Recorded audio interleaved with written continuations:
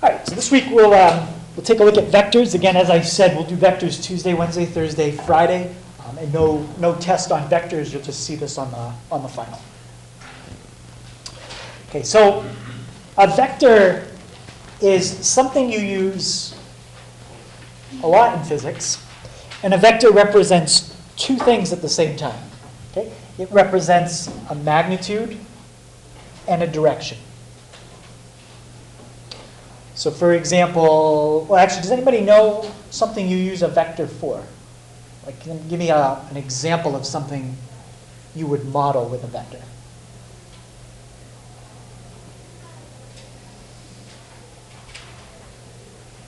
Think of things moving.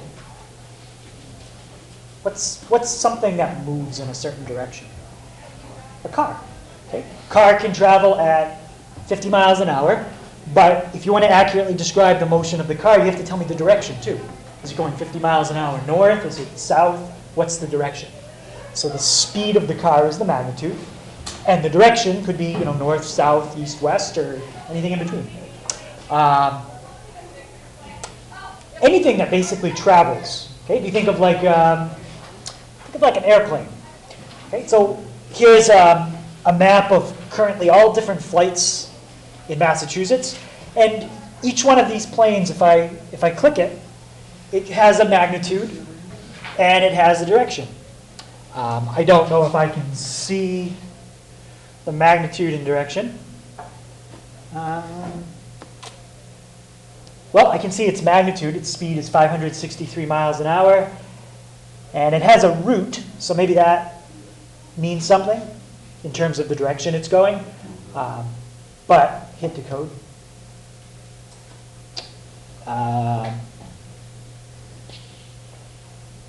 Longitude, latitude, that's a coordinate of where it is. So I'm not 100% sure, but the plane is traveling. It is traveling in a certain direction. I would say it's kind of traveling northeast, roughly. All right, so that's a really good example. And what happens is when you have a region, you have tons of planes traveling in that same region. So the more that I zoom out, let's see, actually I think I have to zoom out from the computer.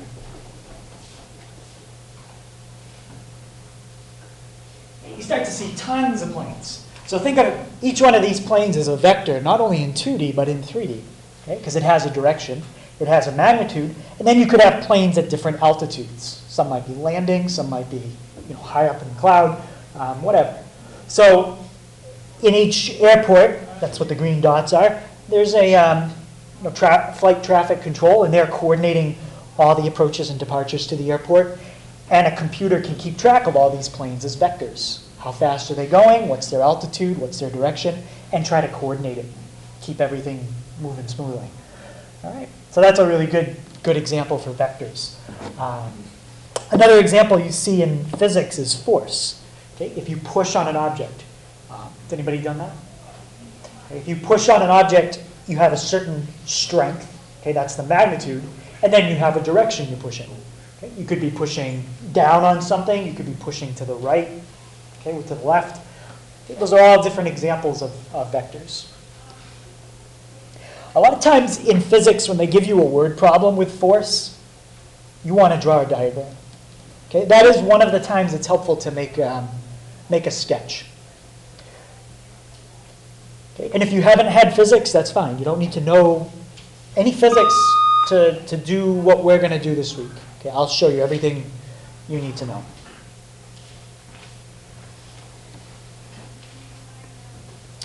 Okay, so if you want to represent a vector visually, okay, we draw it as an arrow, okay, or array. And the reason we use array is because array is directional. Array points a certain way, and whatever way it's pointing, that could represent the direction of our object. Okay, if it's something, let's say we're throwing an object, it could represent going to the right or left, up, down. It could represent anything.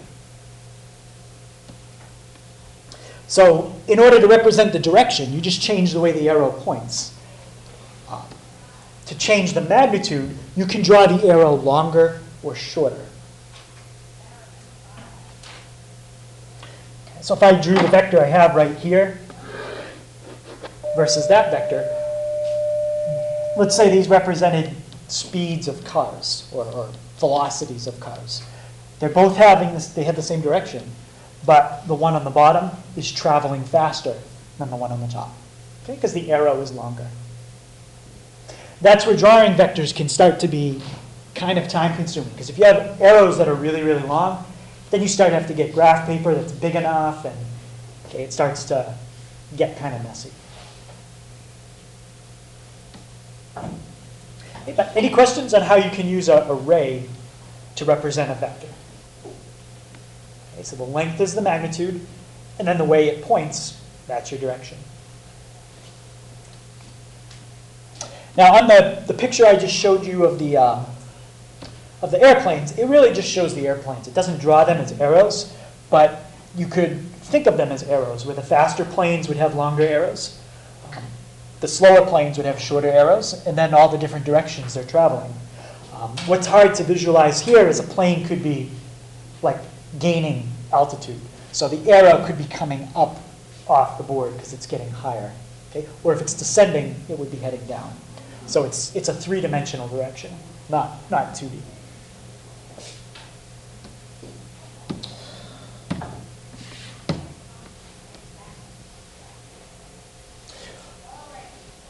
All right, so when you draw a vector, especially if you draw it on like graph paper, it has a start point right here, and it has an ending point right there.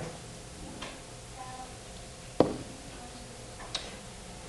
Where a vector starts, we call that the initial point. Okay, so let's say we have a vector that starts at point P, and heads towards point Q.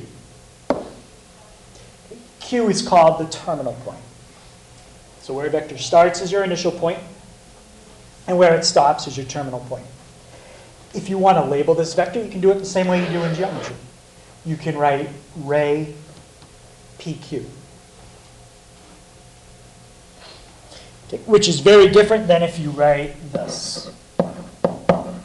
What's the difference between this one and the other one I circled? The direction. Okay? This is going from Q towards P. This one is going from P towards Q. Okay, so just so we don't get confused, I'll erase that other one. But if you're going to label it using the notation you use from geometry, make sure you put the letters start to finish. Okay? In this notation, the arrow always points to the right. Okay? You would never do something like this. That's just not the notation they use in geometry. Okay? It always points to the right in the notation. When you actually draw it on graph paper, you can draw it any way you want. Okay? But that's the notation on paper.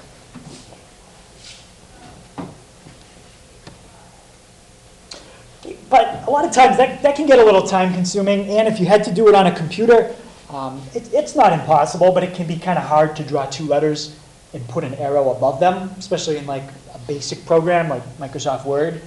You can kind of do it, but another way you can represent a vector that you can pretty much do on any computer is just a bold letter. Okay, so sometimes we can symbolize vectors by bold letters. You can also do it as a letter with an arrow over it. If I had something like this, I could name that vector M. I didn't give it a start point, and I didn't give it a terminal point. I just said there's vector M. And we know it's a vector because I put the little arrow above it. But what I'm going to probably do a lot of times is use a bold letter. Okay, so in your book, anytime you see a bold letter, that represents a vector. Versus just a regular letter, that's a variable. Okay. So, any questions on representing a vector this way? All right.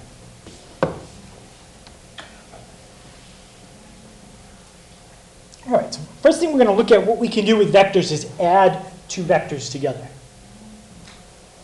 Okay? And it's important to understand when you combine a vector with another vector, what kind of answer do you get?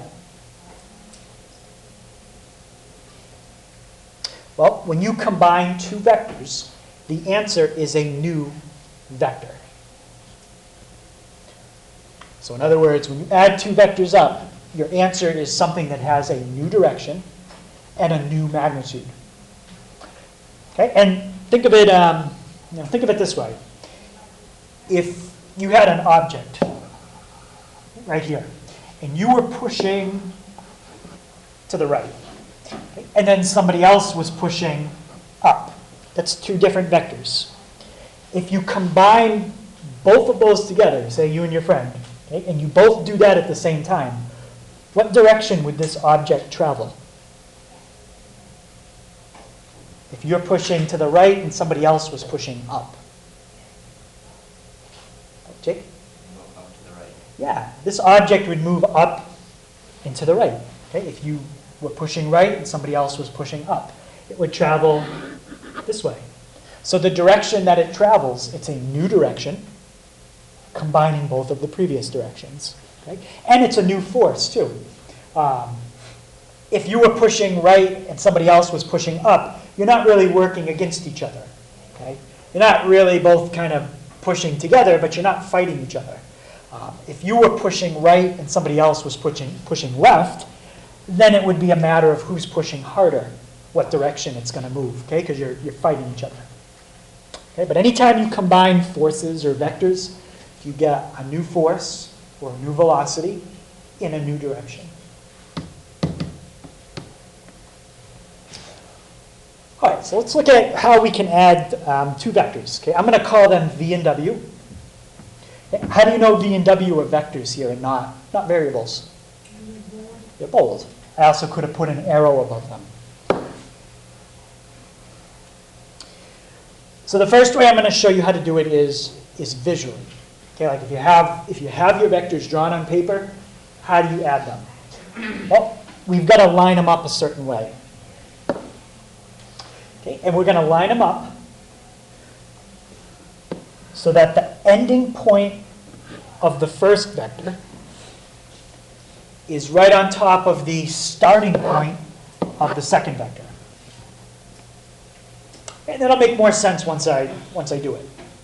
But you're going to position them so the ending point of the first and the starting point of the second are right on top of each other. Okay, so they coincide.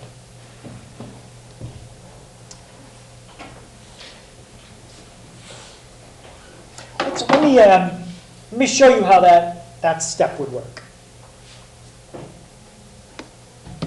Okay, so if I wanted to add, say, this vector to this one, I would take the ending point of the first one and the starting point of the second, and I would line them up. So match those two red dots up. Just like that. Okay, and you know you've done it correctly is if you start and your arrows provide you a path you can follow. If you ended up doing something like this, that's not right. Because now my arrows aren't indicating a path to follow. It's like all of a sudden I get here, and then it says go the other way. Right? So that's what you're looking for. Okay, nice path you can follow. So once you do that, okay, then you're going to connect 2 points together. You're going to connect the starting point of V, which would be like that point, to the ending point of W, which would be that point. And so once you line the vectors up the way I did, you connect the start all the way to the finish. Right, so if you want the answer visually, what does it look like if you take that and add it to that? You get that. Okay. The first vector was pushing up and to the right. Bless you. The second vector was pushing up. So the final answer is still up and to the right, but it's a little bit more up than the original was. Okay? And that answer represents two things. First of all, it represents the magnitude because of its length, and it also represents direction. Okay, any questions on that idea? It's not the fastest way to add vectors because it requires you to do something visually versus just doing like arithmetic on paper. But it is a good idea to learn how to draw them because we are going to do some word problems tomorrow and Thursday. So you have to know how to draw things like that.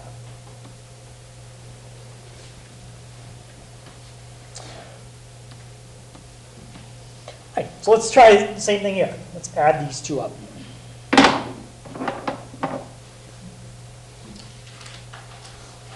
All right, so Kyle, can you explain to me how I would add V to W? You need to do terminal point and initial point, so terminal point on V. Yep, so take the terminal point on V, which is right there, And connect it to the initial point on W. which is right there. Yeah, I'm going to erase the red dot so you can see the arrowhead because I kind of blocked it. But those are the 2 points we're going to connect. All right, so connect those like that. Everything looks good. You've got a nice direction you can follow with the arrows. You never have 2 arrows pointing at each other. Okay, and Shakira, what's my last step?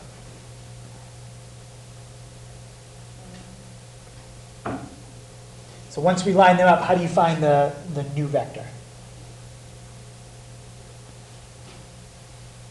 Well, you already connected them. Yep, I did just up to right here. So I did all of that. But so what do you do to get the new vector?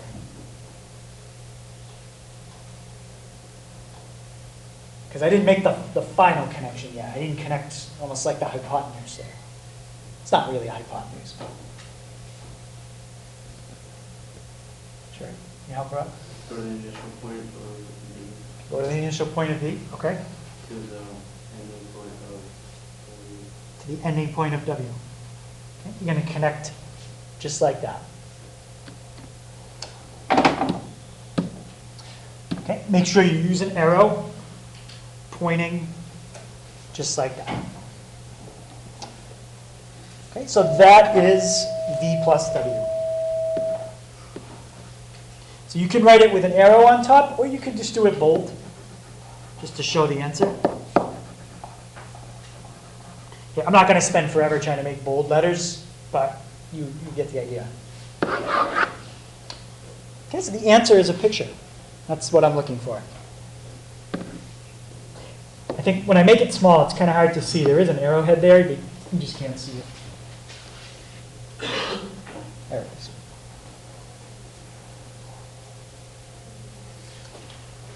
Okay, any questions on adding V plus W?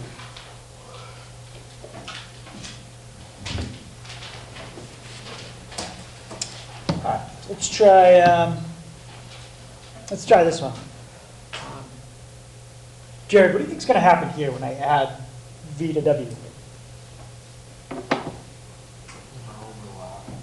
Yeah, they're gonna overlap. So what do you think is going to happen here since they're the same length?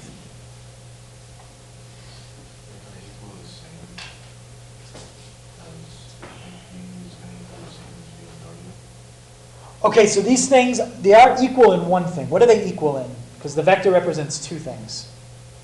They're equal in, Sam? They are equal in magnitude, but they're different in the direction. All right, so they are partly equal, but they have opposite directions. So what do you think happens when we combine them? They're what? It's going to equal 0. Okay? When you combine them, they're going to cancel out.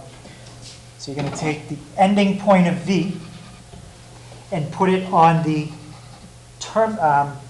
initial point of W. So you're going to line those red dots up. Once you do that, you're supposed to connect where you started to where you stopped. Okay, and it's going to look a little confusing because they're both going to be exactly on top of each other. Okay, but if I do that, line the red dots up, and then connect the green dots. Well, in this case, the green dots landed right on top of each other. So if I connect them, I don't really have a picture I can draw. But when you add two vectors, what did I always say the answer is? It's what? Picture. It's a picture of a what? Of a vector. Okay, when you add two vectors, the answer is a vector. You don't just get a number. So here I get 0, but it's not 0 the number. It's 0 the vector. Okay, it's called the 0 vector. The 0 vector is the only vector that doesn't have a magnitude, and it doesn't have a direction. Every other vector does. If you want me to make it even clearer, I can do this. That's the answer. If you wrote that, okay, that's the answer to a problem like this. 2 minus 2 is 0. Okay?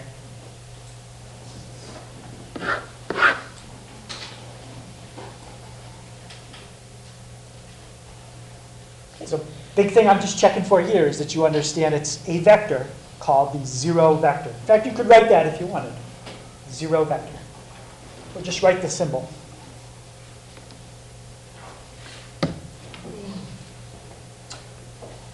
All right, so when you start learning about the very basics with addition, you learn that addition is commutative. What does that mean? Yeah?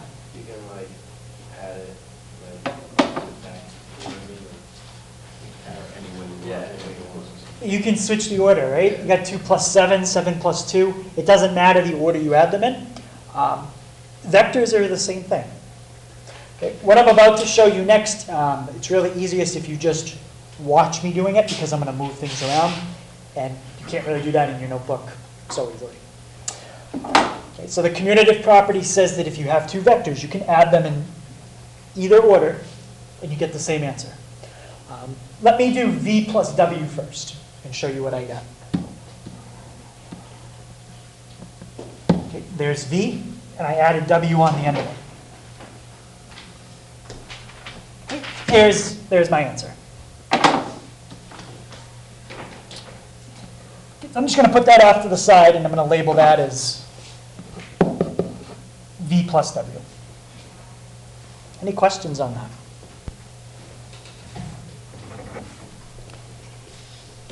All right, now I'm going to switch it. I'm going to take w, and I'm going to add v on the end of it. Okay, so I just switched the order that I'm adding the two arrows in. That's, first one is w plus v. Well, let's draw that one. Now I just drew it by hand, so it might not be perfect, but hopefully you can tell they are pretty much the same thing.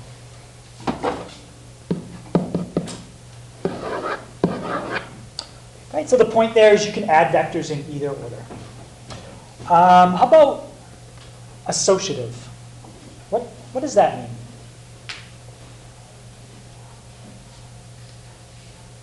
If I said to you like addition is associative, just basic addition. Anybody remember what that has to do with? No, it doesn't have to do with the order.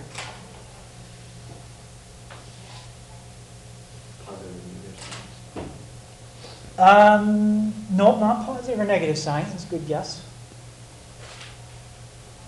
Anyone else have a guess?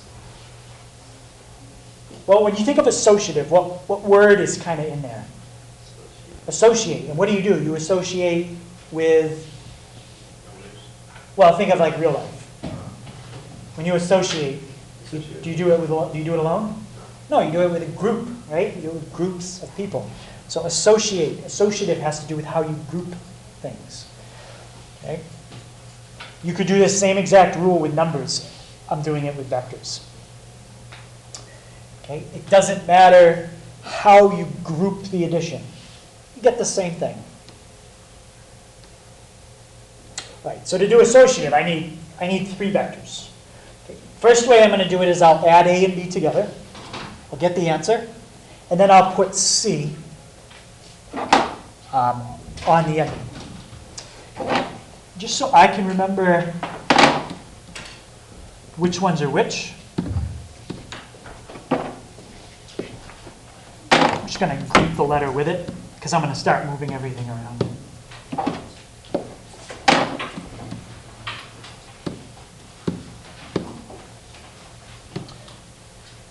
And we'll group it.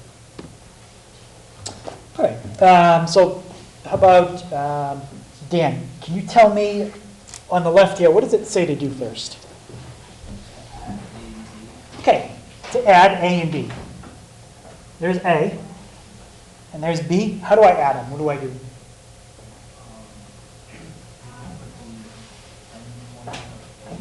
Yep.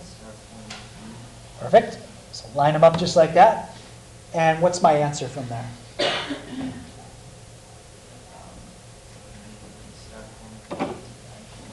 Exactly. Start point of A to the end point of B. Questions on that? That's just A plus B. Okay, let me group those letters with it. Okay, so I'm done with A and B for now. Now, Skylar, what am I going to add onto the end of A plus B? Yeah, we just did that in green. Now I'll add C on to the end of it. Okay, so my final answer, I get something that's almost horizontal. It looks like it's just pointing down a little bit. It's going to start here and end right there. Okay, so that is A plus B plus C.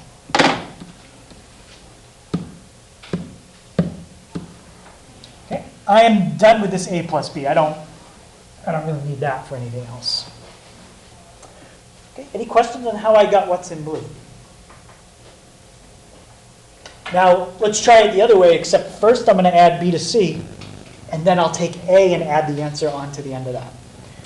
So take B, take C. Okay, I'm going to combine those together, and I'll do this in red. So I'm going to add B and C up in red.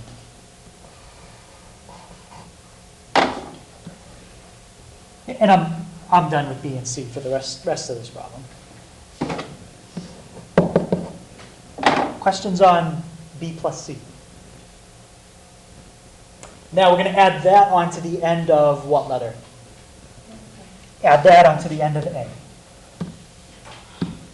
Now remember, I'm doing all this by hand. I'm not using graph paper or ruler, so it might not be exact, but hopefully it's pretty close. There's B plus C. And I'll do the final answer. I'll do it in a different color. Okay, and I'm done with that.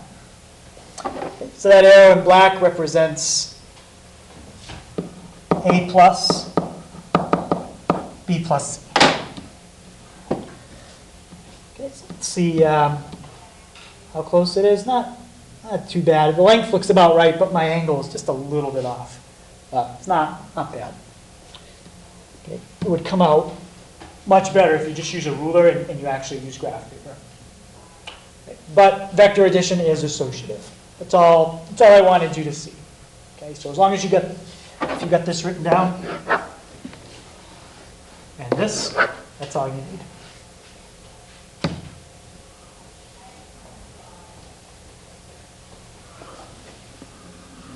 Okay, we saw an example of that earlier. If you add a vector to its opposite, the answer is the 0 vector. What's the difference here between V and negative V? I know one's negative, but what does that mean as a picture? The direction. How does its direction compare to V? directly opposite.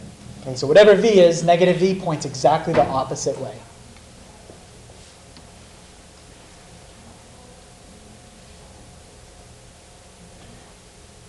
Okay, so as Jake just said, exactly opposite direction, but their magnitude is the same.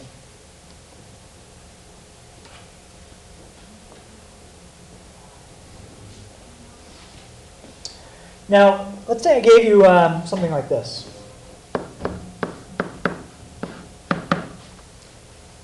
What's another way to write 2 plus negative 3?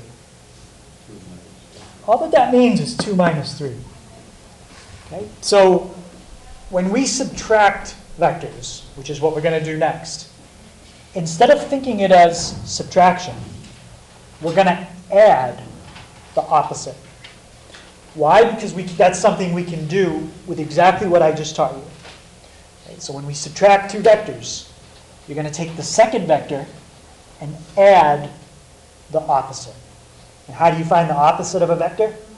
You just flip the direction. Okay, so to subtract two vectors, find the opposite of the second one and add. And then we don't have to learn anything new. We can do what we already know from before.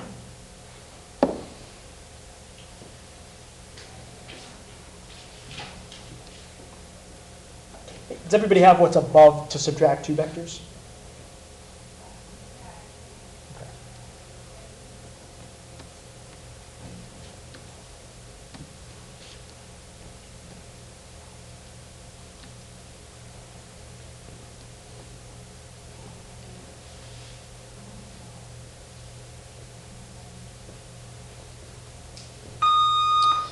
All right, so this one wants me to do v minus w. I want to think of this as addition somehow. Okay, Katrina, how could I think of v minus w with addition?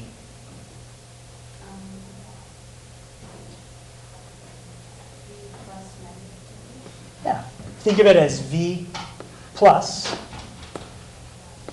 negative w. Okay, these are all bold letters because I'm talking about vectors. But I'm just not going to take forever to make my letter bold.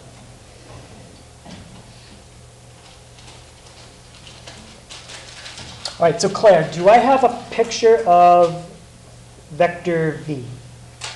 Yes, I've got that one right there. Do I have a picture of negative w?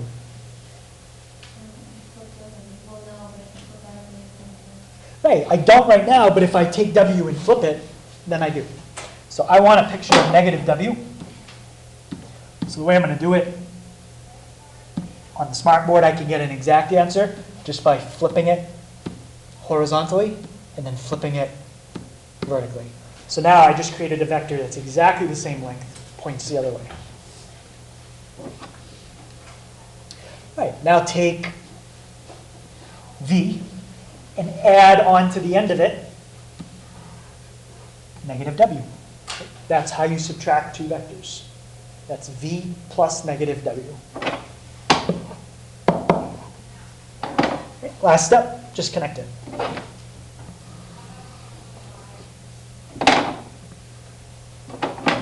And that is v minus w.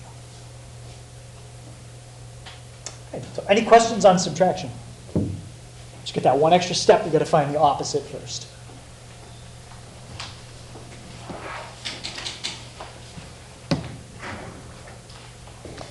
All right, so we've done addition of a vector and a vector.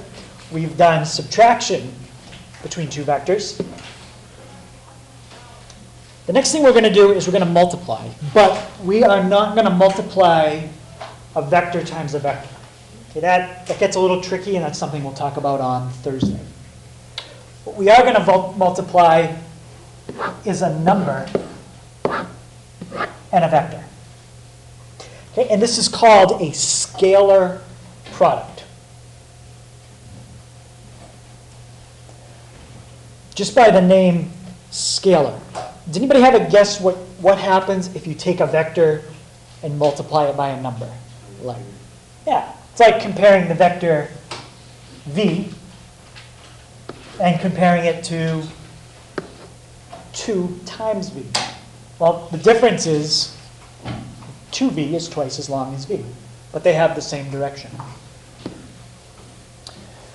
Okay, so when you multiply a vector by a scalar, the answer is a new vector. And in this case, it can get longer. What else could happen?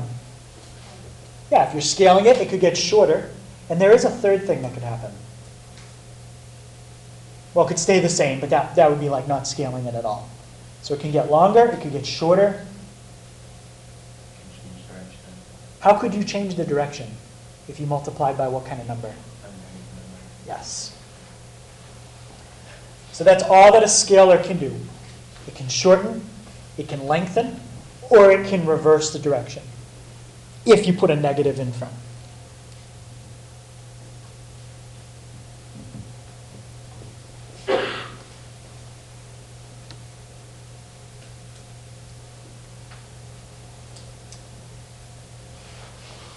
So let's see if we can connect this with what we just did.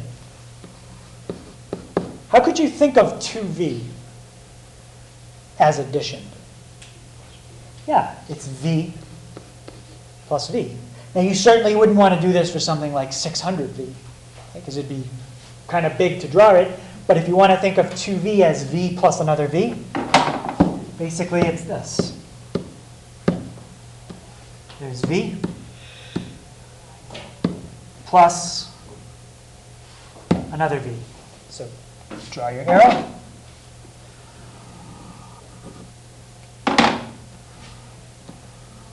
That's 2v.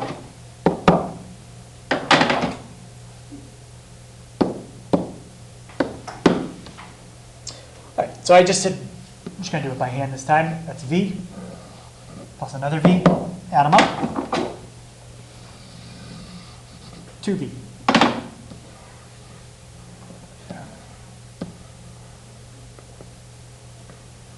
Good enough. Any questions on them? Okay, how about 1/2 v? What's going to happen to the direction?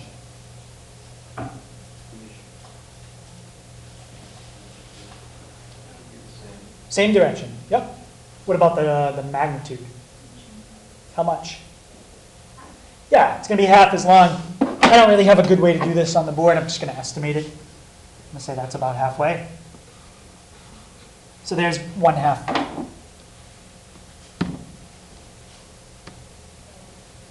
All right. We already did one kind of like this, but what does the -1 in front of the v do? Yeah, it just changes the direction. How about the length? Same. Okay, so I could do it kind of in a fancy way, or I can just quickly do it like that.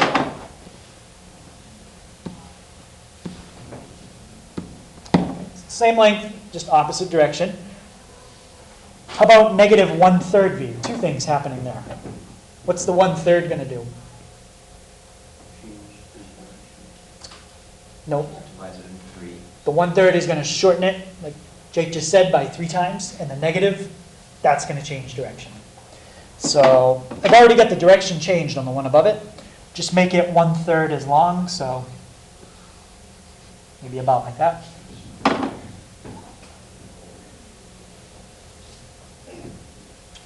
Okay. Any questions on that one? Okay. I do have some graph paper, so if you want to take some, you can draw it a little more accurately. All right, 2v plus 3w. Okay, anybody tell me how I would do that? 2v plus 3w. But no one? Okay, so first I need to double v. Right, so I'll take 2 of those. Okay, so there's 2v, and now what? Yeah, put how many w's you want to put on it? Yeah, put 3. 3 w's on the end. Okay, when you start doing ones like this, it can get pretty big quickly, and it can easily go off the paper. So you kind of have to plan ahead. If you know the direction it's going to go, you wouldn't want to do something like this. You wouldn't want to start like over here. Okay, if I know it's going to head to the right, I'm going to try to start my picture way over on the left. Okay, and Rebecca, what's my final answer? You have to have the start point of the, or to be the end point of 3W. Yeah, which is right there. So that's 2V plus 3W.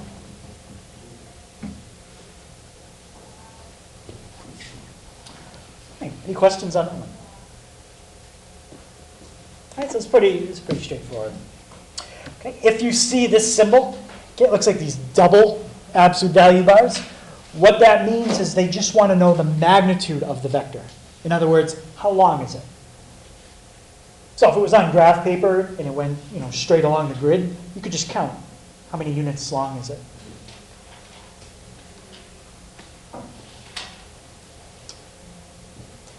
Since this number is a magnitude, magnitude is a length. What kind of number does length always have to be? A what? You could have a vector that's like 2.6 units long. So, but it at least has to be a positive number. Okay, a vector will never have a negative magnitude. So what would be the difference between these two things? The magnitude of vector x and the magnitude of negative x? Nothing. Those are exactly the same thing. Okay, so their magnitudes are the same, but what is different about them? Right, if I just had you draw x and negative x, they would point opposite directions.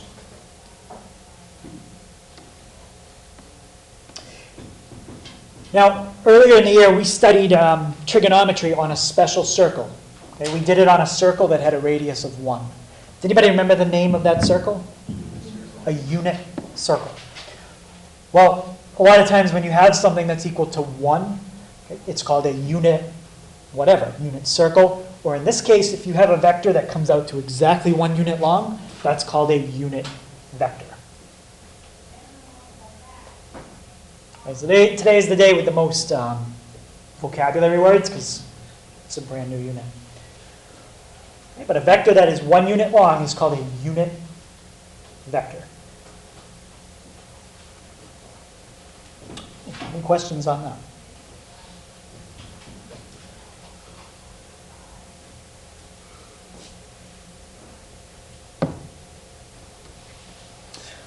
All right, so far everything we've done, we've drawn vectors. Okay, drawing's fine, especially if you've got a word problem. But in general, if I wanted to add 2 vectors, drawing is not the best way to do it. It's a good way to see it, but if you just want a numerical answer, we're going to have ways to represent vectors besides pictures. Okay, a different way. So there's really 2 different ways we're going to study that you can represent a vector without drawing a picture. Okay, and one way is to use these angle brackets.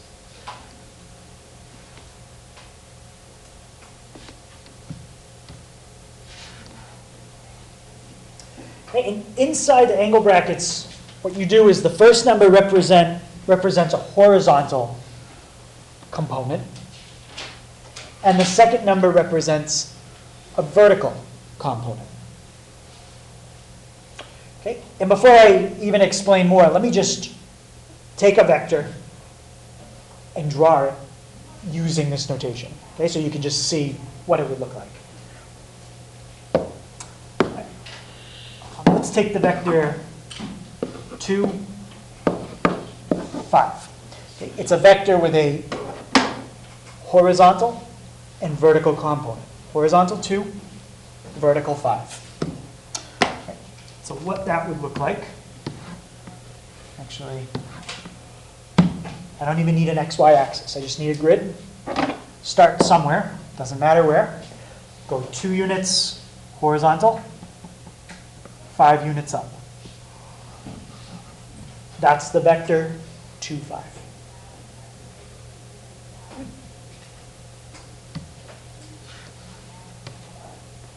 Can you scroll up a little bit, please? Okay, so what I just drew in a picture, that's what I'm trying to describe how I did it. So you start at an initial point, you go left and right a certain amount from that initial point. If it's negative, you go left. If it's positive, you go right. Then you go up or down. If B is positive, you go up. If B is negative, you go down. So it's basically directions from the start point or the initial point to the terminal point.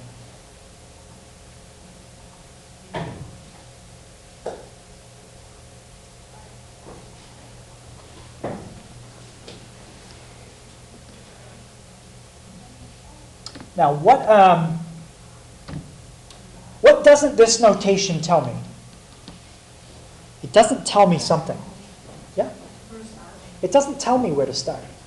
You can start anywhere you want. I could draw the vector 2, 5 down here. Right 2, up 5. Okay? All it tells you is from some start point, go right 2 and then up 5.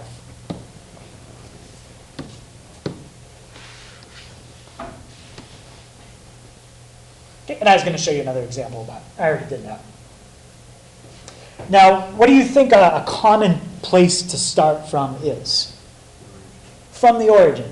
Okay, that's usually a common place. And there is a name for a vector if its initial point is at the origin. Does everybody have what they need from you?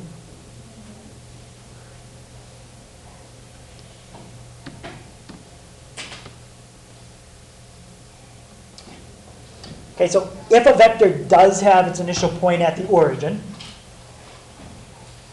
that is called a position vector. Right? If the vector has an initial point at the origin, it's called a position vector.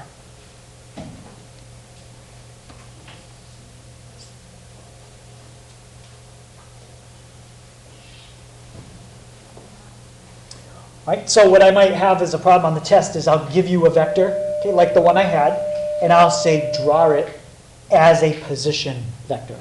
Meaning I want you to draw it, but I want the start point at the origin.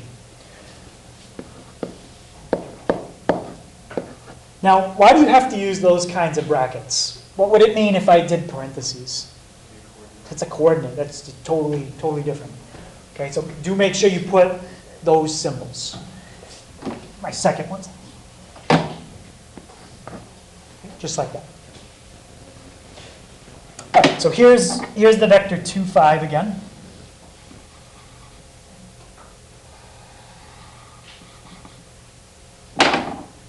Drawn as a position vector.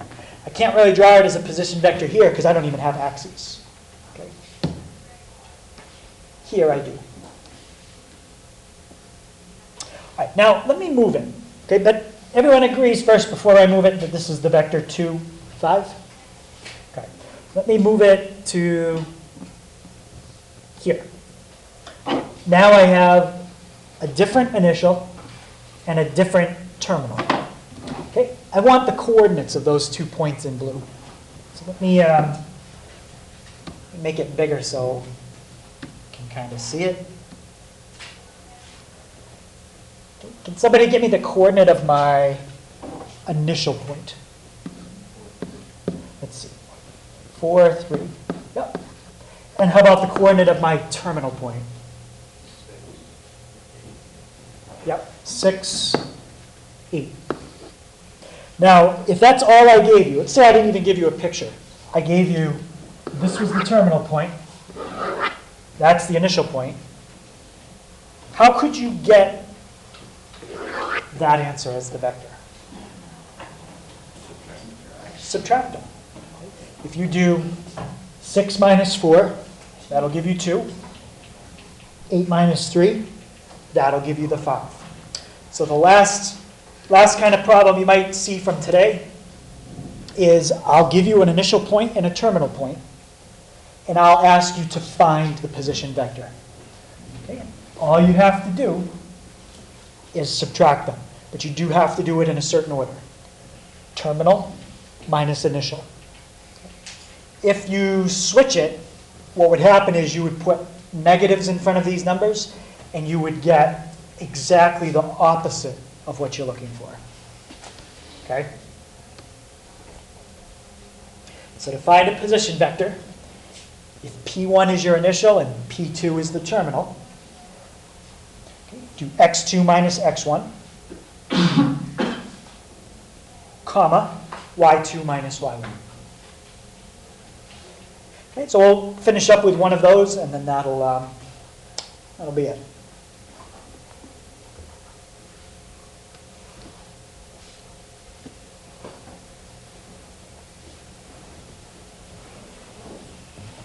Okay, now while people are copying that, what kind of vectors are these? Like, think in terms of dimensions. How many dimensions am I working in right now? 2. I'm doing 2D. Everything that I've shown you in 2D works exactly the same in 3D.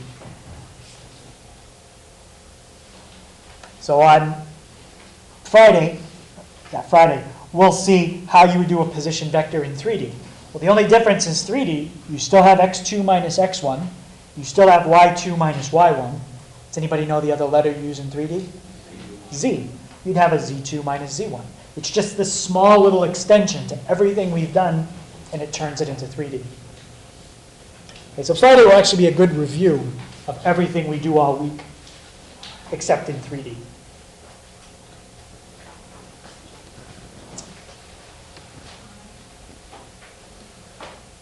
Now, they might not always call the initial point P1 and the terminal point P2. They could call it point M and N or X and Y. They could use different letters. Okay? But if they don't tell you which one is the terminal, always assume P2 is the terminal, P1 is the initial.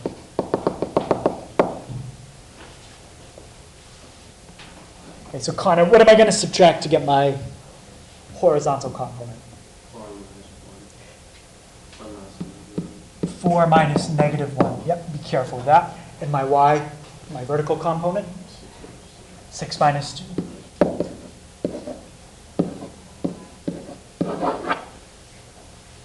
Okay, so Jesse, when I do 4 minus negative 1, what do I get? 5. 5? And 6 minus 2? 4.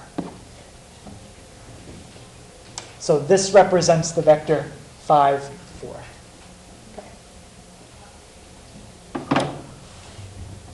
Okay, so a lot faster to do things like this than to have to draw it out. Just have to do arithmetic. Okay, any questions on that? All right. Okay, so the homework tonight is all evens except the first one. Okay, number 1, 8 to 22 even. On 26 to 32, the book asks you to do a couple things. Only find the position vector. I haven't taught you how to do the other thing the directions are asking for. Okay, that'll be tomorrow. Okay, so on 26 to 32, just find the position vector. Okay, and again, as a reminder, we will not have a test this week. You will see all this material on final.